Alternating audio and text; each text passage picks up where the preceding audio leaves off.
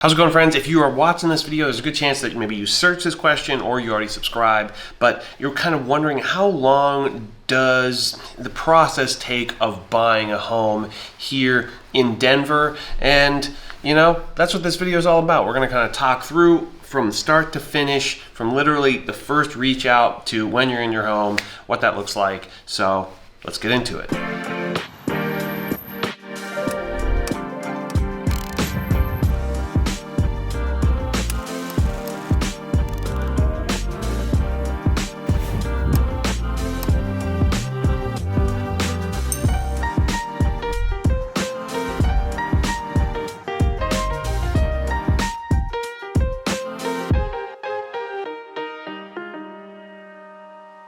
How's it going, my friends? My name is Jesse Lynch, and I work with the hardest working real estate team in the game. We're called Welcome to Denver, and you can check out our website, welcometodenver.co, as in Colorado. But this YouTube channel is all about helping you find a place to call home here in beautiful Denver, Colorado, the Front Range in general, and that's whether you're buying a house for the first time or relocating here from a different city, state, country, planet. So relocations and first-time home buyers, and often a combination of the two. That's what we do, and that's what we do better than anybody else. So if either of those two things appeal to you, then do us both a favor. Subscribe to the channel and click the bell to get notified so you can see videos like this, or you can see, you know, more immersive virtual tour videos where we're talking about what certain areas are like. Or yeah, maybe this is your vibe and you just want to hear the information so you know what to expect. Either way, I think you'll be glad that you subscribed. And while I have you, if you wouldn't mind giving this video a thumbs up and say what's up in the comments, I'd appreciate that very, very much. You can literally type out what's up in the comments.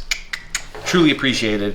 And yeah, as always, if you are one of these folks, first-time home buyer, somebody relocating, some combination of the two, or just anybody who's looking for help with real estate, get a hold of us and we will crush it for you. You can go to our website, welcometodenver.co. We have a contact form there that you can fill out in mere moments of your day, or you can shoot us an email directly to info@welcometodenver.co. And they lead to the same inbox, so it's completely up to you how you do it. We just would prefer that you do, because we'd love to hear from you, and we'd love to be the ones who help you get the right house in the right neighborhood for the right price, etc., and help you every step along the way. Today's video, I'm just sitting here kind of talking through what is the timeline and how long is it going to take from when you reach out to when you are officially a homeowner and officially taking possession of your house too. That's a different story.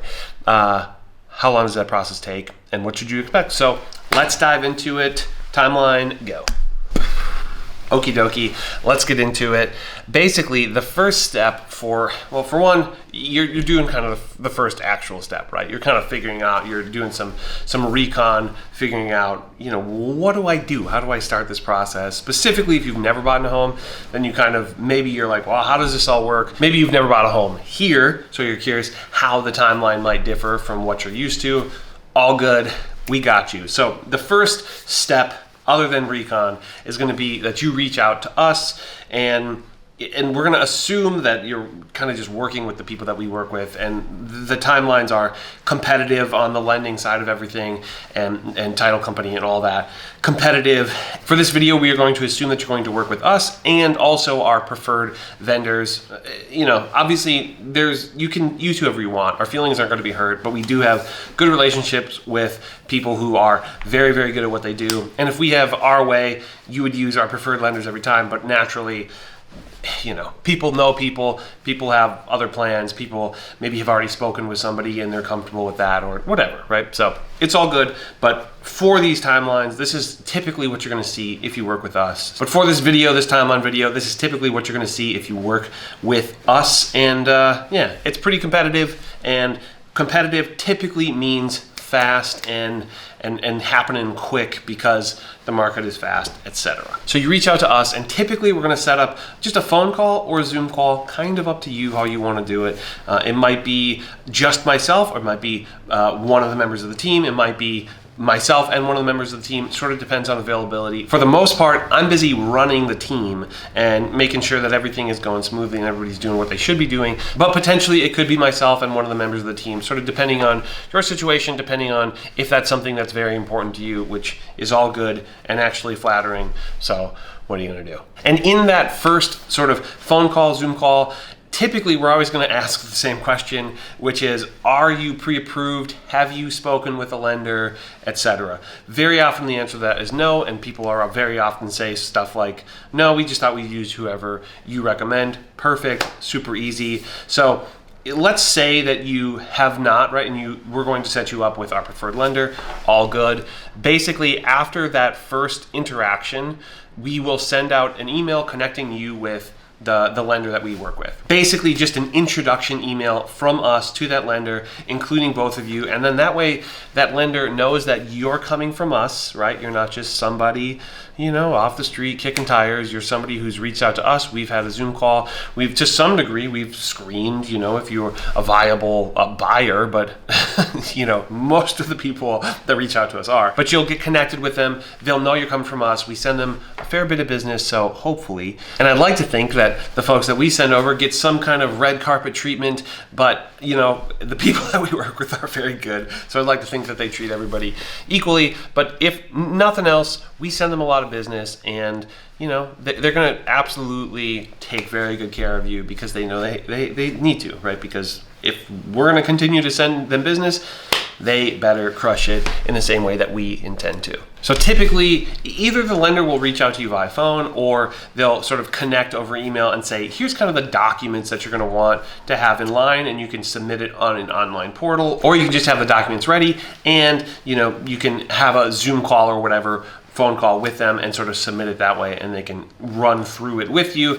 Either way I think is cool, but most people probably take the submit stuff online, let them run through everything, and they'll get you going pretty quickly. And that timeline pretty much depends on you, right? And depends on your situation. For one, it depends on how quickly you get those documents into the lender. Some of the folks we help are maybe just dragging, right? They're like, it's not a huge priority, we're a ways out, but they do know that they want to do it, so that could take a while. And some people might be hot to trot, right? So either if you're really quick, it can happen very fast. I'm talking within an hour or two. Right? If things line up where the lender is available and you have all your documents ready, that call could be, you could have a 1 hour long phone call, or you could submit your documents and an hour later you could have a pre-approval. Again, depending on financial situations. If you're self-employed, that process will take a little bit longer, not too long. I actually just went through this very recently because I'm a real estate agent, so I'm self-employed, and they just have to run a few more things. There's things like profit and loss and that, whereas if you're a W-2 employee, it's much more straightforward, and they're like, cool, run it through, and sort of, they pump out a number that here's what you are pre-approved up to. So I'm going to say that is basically between 1 hour and a week, because most people within the first week, they have all their documents together, they've had time to chat with them, and they're good to go. So in general, a week to get that pre-approval, but again, it can be way faster if you're, got a rush, and we can absolutely accommodate that if need be. Now that you're pre-approved with a tremendous lender, then you can go shopping, right? You can start looking at homes and making offers that will actually get accepted. Now, keep in mind, you can, in theory, look at homes. You could go to open houses before you have a pre-approval. You might fall in love with houses that are way above your pay grade, right? Way above your affordability rate. So I kind of don't really recommend that all that much. Unless you have an idea of what you're pre-approved for, then okay, then you can begin to do that. Just if you're working with us, we'll say this when the time comes to, but if you're working with us and maybe you're kicking tires and going to these open houses, an agent will always ask, do you have a real estate agent? The answer is yes, and you don't have to say who. They might ask, but you can say us. It's all good.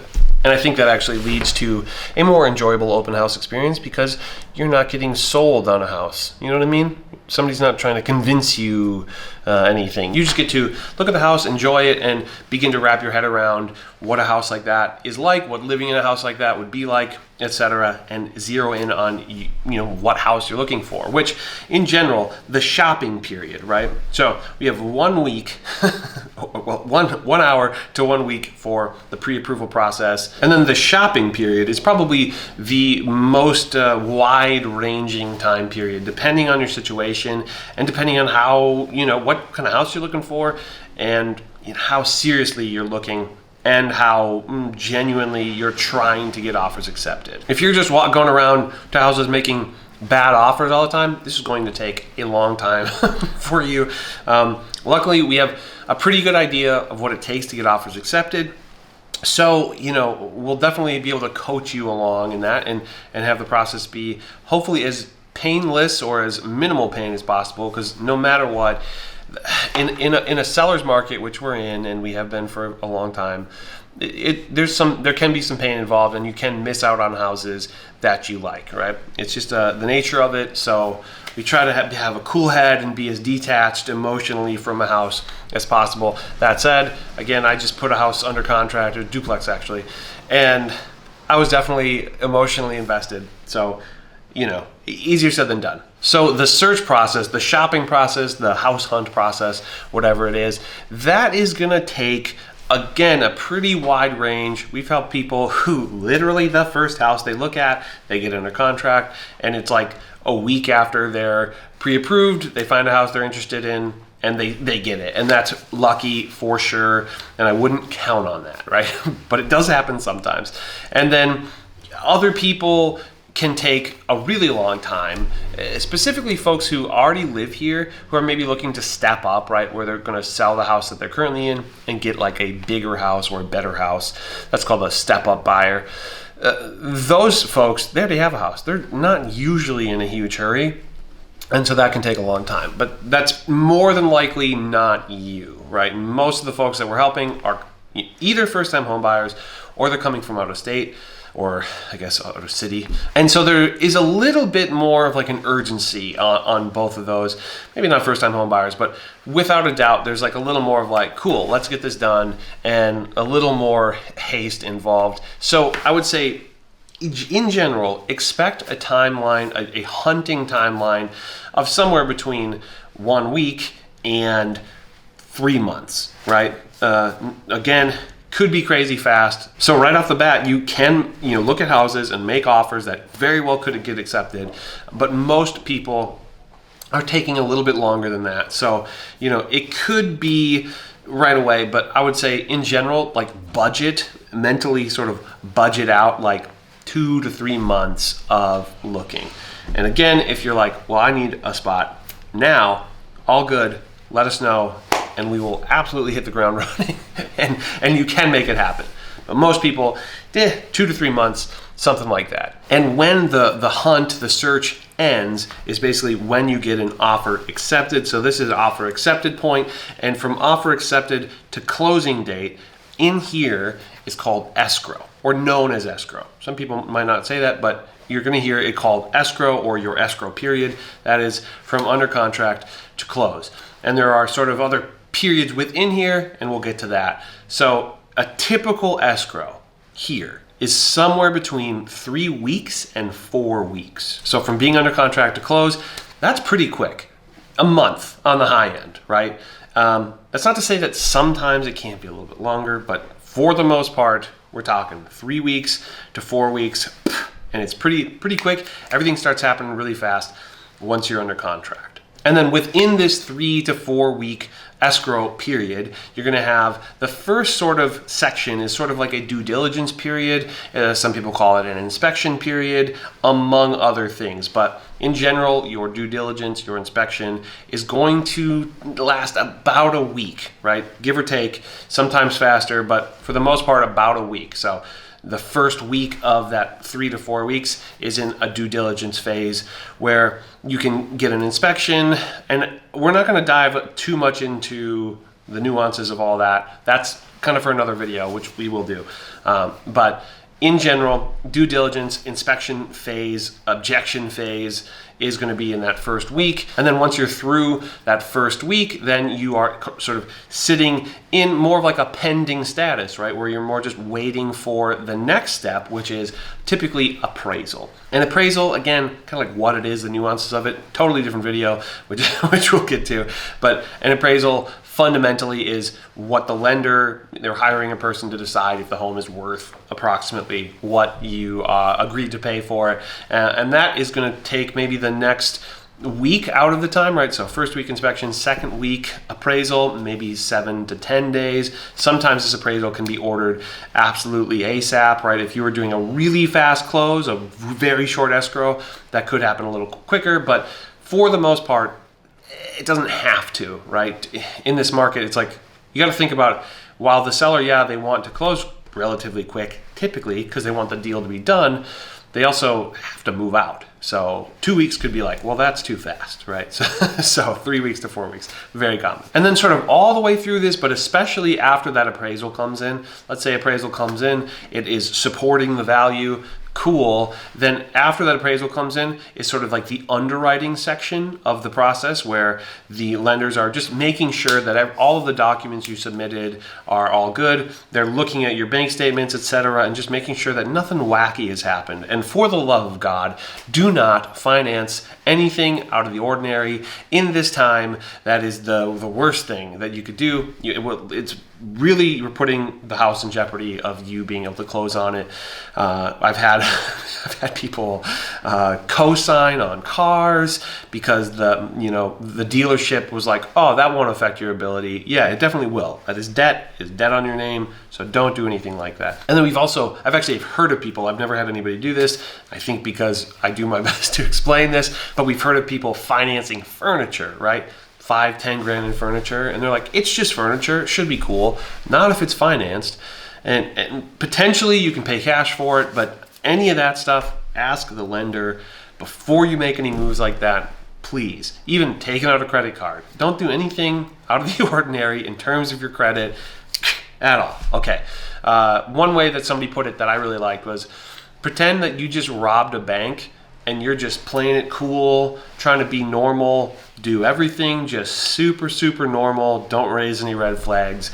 That's sort of the attitude that you should have between pre-approval and close, but especially between under contract and close in the escrow period. Okay, so we're talking somewhere in the course of 3 to 4 weeks there. So in general, that's a pretty big range, and I realize that. We're talking the fastest it could happen in theory, right, is you call us on day one, we put you in touch with the lender on day one, and you're pre-approved on day one, maybe day two, right? But that's very, very quick, you're ready to go. And then day two, you're looking at a house, you put it under contract, okay, that's lightning fast.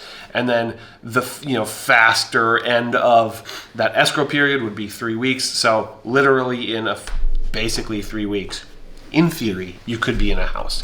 Is that likely? Not really. But is it possible? Yes. So that's the fast route would be 3 weeks, start to finish, absolute fastest it could really ever happen. And then the long route would be, you take a week to get your financing in order.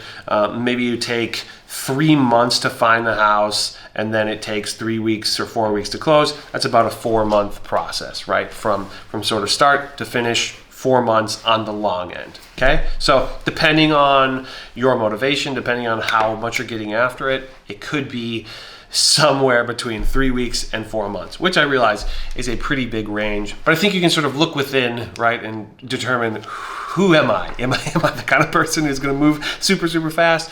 Am I going to look for a while before, and make offers that are like, let's see how the market feels? Do you have the luxury of doing that? Or are you motivated and somewhere in the middle? And I would say most people probably fall in the 2 to 3 month range from start to finish. And now a couple things that I want you to consider in terms of this timeline is that it's a seller's market. You've probably heard that. You've heard it's a hot market, which to some degree is like, okay, what does that mean? That's kind of a worthless soundbite that people use. But nonetheless, basically that means that in order to get offers accepted, you as a buyer are likely going to have to offer a very compelling total offer, right? Not just purchase price, but in total the offer is going to have to be compelling to get the offer accepted, not because the sellers are demanding it, but because your competition is doing it. And one of the sort of levers that you might pull in getting an offer accepted is a thing, there's a couple things that people call it. One would be called a leaseback, one would be called a post-occupancy seller possession, one might be like a post-closing possession. There's a few different things, but fundamentally what it means is that you're going to close on whatever day, right, wherever my hand was, closing day, and then you're going to let the sellers live in the house for a predetermined amount of time. And sometimes that's 1 month, sometimes it's 2 months. I haven't seen a whole lot longer than that. To some degree, the risk starts to get higher. Also, depending on your loan type, it might not be able to be more than 2 months. If you're basically like in an owner-occupant home, it's like, well, the bank is going to be like, no, you have to live in it after, within 60 days or something like that. So just keep in mind, right? Depending on what time frame you were, let's say you were the longest time frame, and it's 4 months, right, from start to finish, because you took your time looking for the house, and then you also offer 2 months of post-occupancy possession. That could very well be a 6-month period, which is fine. No harm, no foul. If you're comfortable with that, that's totally fine. But something to consider, right? Just a thing to weigh. And likewise, if you're going quick, you might go, okay, cool. Actually, that actually gives me a little bit more flexibility on my end. I'm going to close on this house, but I'm not going to actually move in or take possession until 2 months out, which makes the sort of the move simpler, or something to consider. But you can feel however you want to feel about it. Just a thing to weigh in the grand scheme of timelines. So basically, the fastest it could really happen, 3 weeks, right? That's lightning fast. Because really the lender, I know I said 3 weeks for the escrow, but the lenders can maybe push it to 2 weeks. So from start to close, 3 weeks is lightning fast. And then the longest end would be 6 months, right? Of that sort of average, normal kind of search time. And then there's one last thing that I want you to consider, right?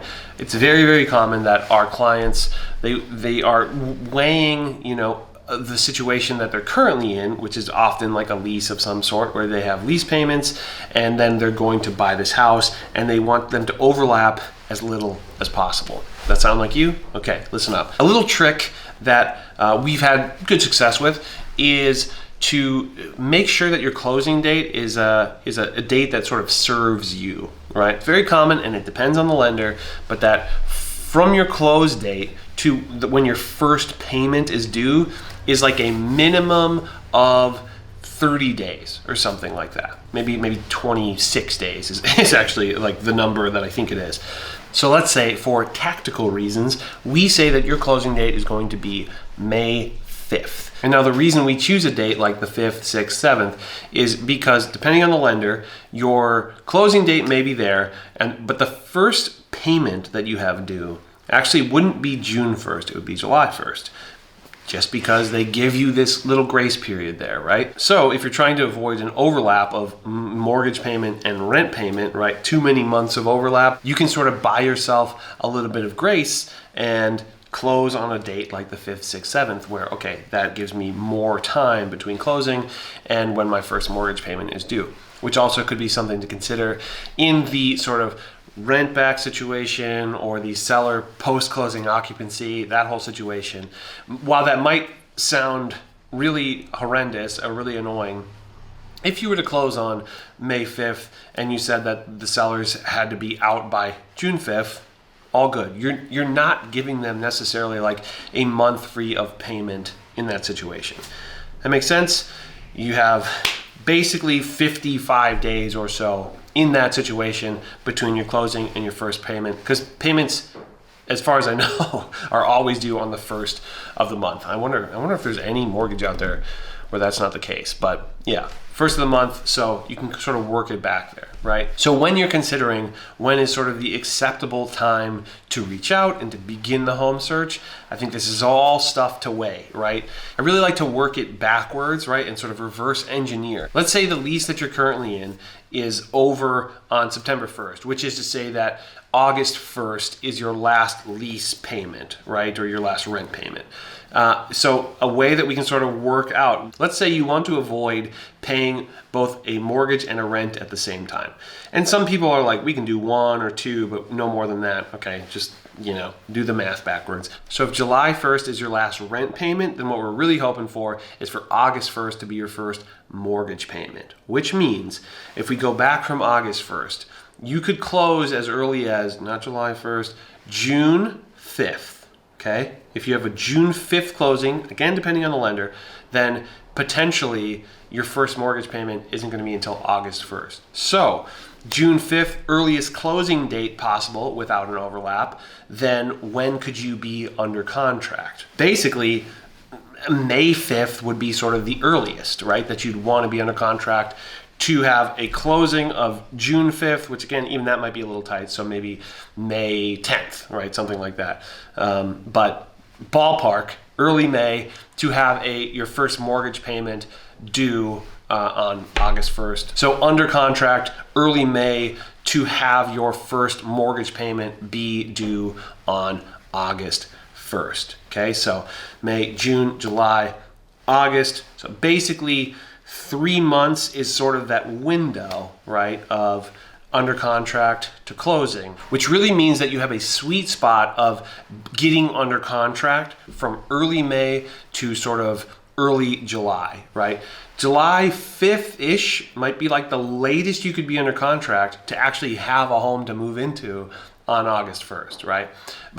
Right, so consider that. Again, right, so August 1st, drop dead close date. July 5th would be sort of a drop dead under contract date, which means that from July 5th to back to May 5th is really the sweet spot of you looking and making offers to where you're not going to have any overlap. And now again, if you're okay with a month or 2 of overlap, great. That buys you really more space, more flexibility in finding the right home and getting it under contract, knowing that like, okay, we're not going to be down to a 1 month, just like super tight deadline. So in the interest of planning, just take that into account. I would say fundamentally, the sweet spot is when you know that you drop dead of when you have to be into a house because you no longer will have a lease, work backwards, and fundamentally 3 months prior to that is what you could have no overlap of lease payment and mortgage payment. But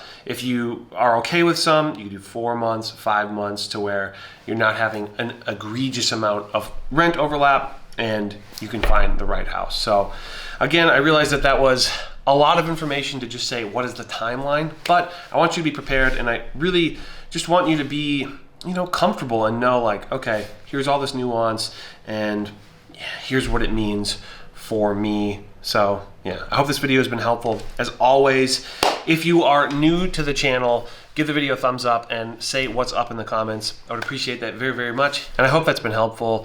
If it's not, get a hold of us and we'll customize it to your situation and give you a clear picture of it. And as always, if you're new to the channel, subscribe and click the little bell to get notified so you can see when we put out these videos. And if you wouldn't mind, while I have you here, give the video a thumbs up and say what's up in the comments. I would appreciate that so much. But thank you for hanging out, and see you in the next one. Bye-bye.